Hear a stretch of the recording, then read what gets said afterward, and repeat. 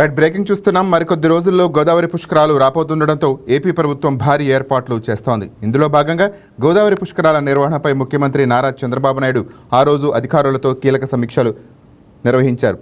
ఈ పుష్కరాల మహోత్సవానికి సుమారు 10 కోట్ల మందికి భక్తులు వస్తారని అంచనా వేస్తున్నట్టు సీఎం పేర్కొన్నారు. ఈ నేపథ్యంలో భక్తుల రద్దీకి అనుగుణంగా ఏర్పాట్లు చేయాలని అధికారులను ఆదేశించారు. పుష్కరాల ఏర్పాట్ల విషయంలో డిప్యూటీ సీఎం పవన్ కళ్యాణ్ ఇచ్చిన సూచనలను, సలహాలను ఖచ్చితంగా పరిగణనలోకి తీసుకోవాలని అధికారులకు స్పష్టం చేశారు. అలాగే గోదావరి పరివాహక ప్రాంతంలోని 6 జిల్లాల్లో కలిపి మొత్తం 525 ఘాట్లను భక్తుల కోసం సిద్ధం చేయాలని సీఎం చంద్రబాబు ఆదేశాలు జారీ చేశారు.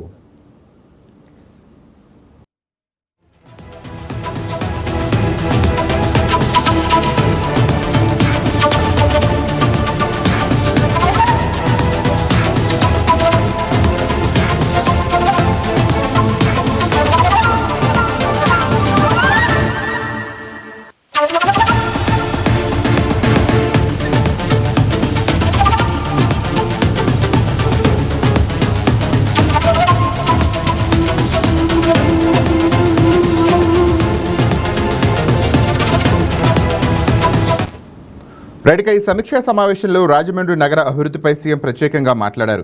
చారిత్రాత్మక నగరమైన రాజమండ్రిని మెగా సిటీగా అభివృద్ధి చేయాలని ఈ సందర్భంగా అధికారులకు దిశానిర్దేశం చేశారు. దీంతో పాటు రాష్ట్రానికి ఎంతో ప్రతిష్టాత్మకమైన పోలవరం ప్రాజెక్టుపైన చంద్రబాబు కీలక ప్రకటన చేశారు. ఈ గోదావరి పుష్కరాల ప్రారంభానికి ముందే పోలవరం ప్రాజెక్టు పనులు పూర్తి చేసి దానిని జాతికి అంకితం చేస్తామని సీఎం చంద్రబాబు నాయుడు ధీమా వ్యక్తం చేశారు. పుష్కరాలకు వచ్చే భక్తులకు ఎలాంటి ఇబ్బందులు కలగకుండా అంతర్జాతీయ స్థాయిలో ఏర్పాట్లు ఉండాలని ఆయన స్పష్టం చేశారు.